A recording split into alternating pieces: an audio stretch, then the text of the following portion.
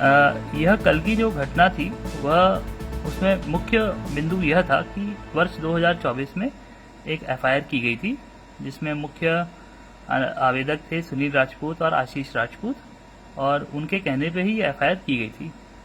इसमें मुख्यतः सबसे पहले तो एक हीरा जो कि मुंबई में खरीदा गया था, जिसको जब ये बेचने का प्रयास किया गया था उसमें बदल दिया गया था, इनका ऐसा कहना था, जिसको हमने सच मानते हुए इनके मदद करने के लिए हमने ये कायमी की थी।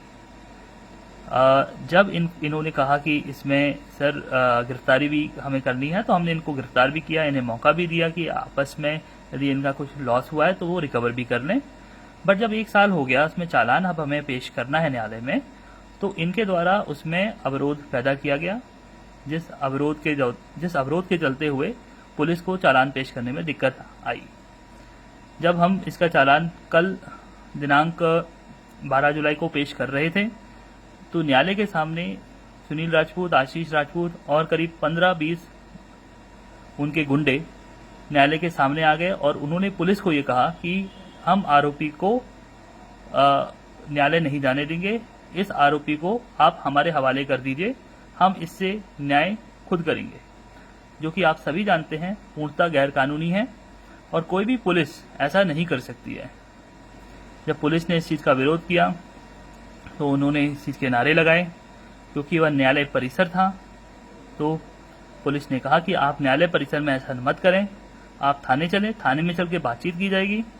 जब थाने आए तो अपने गुस्से को वो काबू नहीं कर पाए और इस कारण से उन्होंने वहाँ पर मौजूद आरक्षकों से बदतमीजी की, धक्का मुक्की की, जिसके कारण एक हल्का बल मात्र 2 मिनट के लिए प्रयोग किया गया, जो कि बहुत अत्यंत जरूरी था क्योंकि भीड़ अधिक हो रही थी और यह बिल्कुल भी एक असंवैधानिक तरीका था उनके द्वारा जिस प्रकार का बर्ताव किया गया था। तो यही एक मुख्य वजह थी। मुझे लगता है कि जो भी इनका कारण था वह एक पर्सनल लॉस का था, पर्सनल मैटर था, उसमें किसी ऑर्गेनाइजेशन को जोड़ना या किसी समाज को जोड़ना बिल्कुल नहीं चाहिए था। तो यही मैं आपको कम्युनिकेट करना चाहता हूँ। Thank you. यह कल की जो घटना थी वह उसमें मुख्य बिंदु यह था कि वर्ष 2024 में एक एफआईआर की गई थी जिसमें मुख्य आवेदक थे सुनील राजपूत और आशीष राजपूत, और उनके कहने पे ही एफआईआर की गई थी। इसमें मुख्यतः सबसे पहले तो एक हीरा जो कि मुंबई में खरीदा गया था, जिसको जब ये बेचने का प्रयास किया गया था उसमें बदल दिया गया था, इनका ऐसा कहना था, जिसको हमने सच मानते हुए इनके मदद करने के लिए हमने ये कायमी की थी। जब इन्होंने कहा कि इसमें सर गिरफ्तारी भी हमें करनी है, तो हमने इनको गिरफ्तार भी किया, इन्हें मौका भी दिया कि आपस में यदि इनका कुछ लॉस हुआ है तो वो रिकवर भी कर लें। बट जब 1 साल हो गया, उसमें चालान अब हमें पेश करना है न्यायालय में, तो इनके द्वारा उसमें अवरोध पैदा किया गया, जिस अवरोध के चलते हुए पुलिस को चालान पेश करने में दिक्कत आई।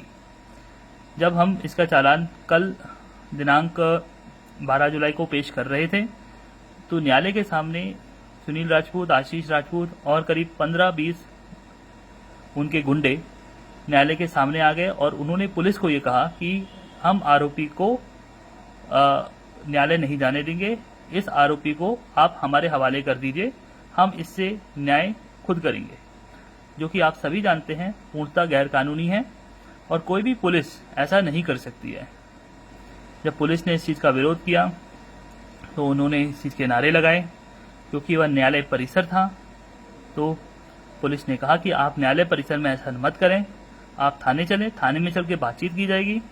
जब थाने आए तो अपने गुस्से को काबू नहीं कर पाए और इस कारण से उन्होंने वहाँ पर मौजूद आरक्षकों से बदतमीजी की, धक्का मुक्की की, जिसके कारण एक हल्का बल मात्र 2 मिनट के लिए प्रयोग किया गया, जो कि बहुत अत्यंत जरूरी था क्योंकि भीड़ अधिक हो रही थी और यह बिल्कुल भी एक असंवैधानिक तरीका था उनके द्वारा जिस प्रकार का बर्ताव किया गया था। तो यही एक मुख्य वजह थी। मुझे लगता है कि जो भी इनका कारण था वह एक पर्सनल लॉस का था, पर्सनल मैटर था, उसमें किसी ऑर्गेनाइजेशन को जोड़ना या किसी समाज को जोड़ना बिल्कुल नहीं चाहिए था। तो यही मैं आपको कम्युनिकेट करना चाहता हूँ। Thank you.